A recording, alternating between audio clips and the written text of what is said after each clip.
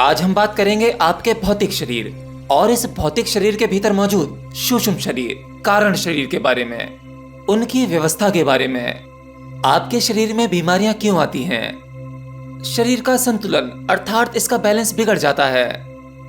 मन के विचारों की अवस्था, जिसे आप कहते हैं कि ये मेरे कंट्रोल में नहीं आता।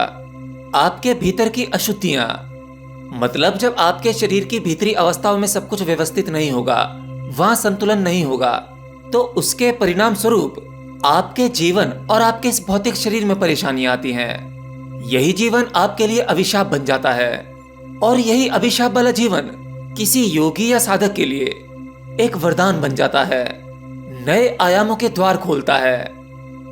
तो चलिए आज की वीडियो में हम सीखेंगे आपके इस भौतिक शरीर के भीतर के शरीर की व्यवस्था को कैसे संतुलित करना है। सबसे पहले भौतिक शरीर, फिर सूक्ष्म शरीर, फिर कारण शरीर।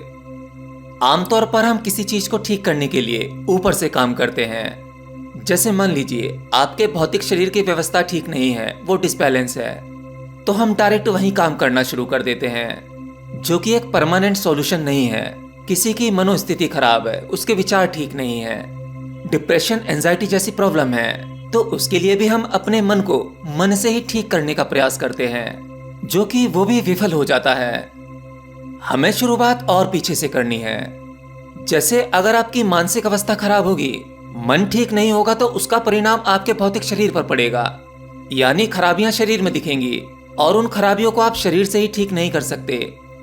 उसकी शुरुआत हुई है आपके मन से, तो जो मूल जड़ है कार्य वहां से करना होगा। ऐसे ही आप मन से मन को ही जीतने चलते हैं, लेकिन आपके मन की खराबी वो परिणाम है आपके कारण शरीर का बैलेंस ना होना।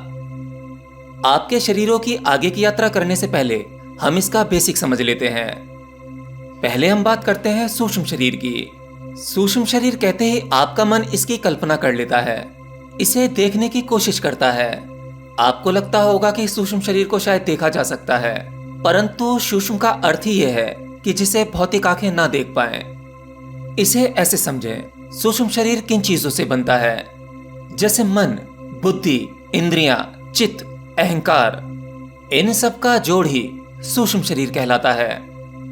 तो आप मन को भी नहीं देख सकते, बुद्धि को भी नहीं देख सकते, आपके इंद्रियों के माध्यम से जो शक्ति बहती है उसे नहीं देख सकते, चित्त और अहंकार को नहीं देख सकते। ये आपके भीतर उठने वाले भाव हैं, इसी को सूक्ष्म शरीर कहा गया है। अर्थात सूक्ष्म शरीर को देखा नहीं जा सकता। अब भौतिक शरीर का विज्ञान समझते हैं। जब आपका सूक्ष्म शरीर अणु परमाणुओं को धारण कर लेता है, जैसे अग्नि, जल, वायु, आकाश, पृथ्वी, जब आपका सूक्ष्म शरीर इन चीजों को इकट्ठा कर लेता है, तब आपके इस भौतिक शरीर का निर्माण होता है, जो इस भौतिक जगत के लौ से बंधा हुआ है। शरीर में भौतिक इंद्रियां इसीलिए दी गई ताकि आप इनके माध्यम से भौतिक संसार का ज्ञान इकट्ठा कर पाएं। तो अगर जो आपको अपने जीवन में संतुलन लाना है, तो आपको अपने इस भौतिक शरीर और मन पर काम नहीं करना होगा। आपको थोड़ा और पीछे जाना होगा, परेशानियों की मूल जड़ को देखना होगा, अर्थात आपको अपने कारण शरीर से काम करना होगा। जब आपका कारण शरीर संतुलित हो जाता है, तो सूक्ष्म शरीर स्वतः ही संतुलित हो जाता है। और जब आपकी मन, बुद्धि, इंद्रियां, चित्त, अहंकार सब कुछ संतुलित हो जाएगा, तब उसका परिणाम आपको अपने भौतिक शरीर में भी देखने को मिलेगा। जब आपका भौतिक शरीर संतुलित हो जाता है, तो इसका अर्थ यह है कि आपके इस भौतिक शरीर के भीतर के दोनों शरीर पूरी तरह से संतुलित हैं। और भौतिक शरीर ठीक होते ही आपको इस भौतिक संसार में आनंद आने लगता है। तो अब सवाल ये उठता है कि क्या हम अपने इन तीनों शरीरों को सेल्फ हीलिंग कर सकते हैं? तो जवाब है हाँ। इसके लिए आपको शुरुआत करनी होगी अपने प्योर थॉट से, अर्थात पहले आपको अपनी सूक्ष्मता को ठीक करना है, अपनी भीतरी अवस्था को ठीक करना है, जिसके लिए आपको सद्विचार को अपनाना होगा। और इसके लिए आपको एक छोटा सा प्रयोग करना होगा। बेसिकली ये क्रिया योग का ही एक हिस्सा है। किसी भी शांत जगह पर बैठ जाएं, अपनी दोनों आंखों को बंद करें। आंखों को बंद करने के बाद अपने पूरे शरीर को स्थिर करें। याद रखना, जब तक आप स्थिर नहीं हो पाएंगे तब तक आप अपने इन तीनों शरीरों को बैलेंस नहीं कर पाएंगे, ये हील नहीं होगा। 3 मिनट तक अपनी गहरी सांसों पर ध्यान लगाएं। उसके बाद अपने पूरे शरीर को महसूस करें, अपने सिर से अपने पैरों की उंगलियां और अंगूठे तक। चेतना को बारी बारी से हर एक अंग में घुमाएं। शरीर में किसी प्रकार की शक्ति का इस्तेमाल नहीं करना है, शरीर को बिल्कुल ढीला छोड़ देना है। अब जब शरीर स्थिर हो जाए तब अपने ध्यान को अपने भूमध्य यानी आज्ञा चक्र पर केंद्रित करें। आज्ञा चक्र पर ध्यान को गहरा करें। किसी प्रकार का फोर्स वहां कोई जोर नहीं लगाना है, स्वतः ही होने दें। बस हल्का सा प्रयास चाहिए। आज्ञा चक्र पर ध्यान लगाते हुए अपने शरीर को इसके होने को दूर से देखें।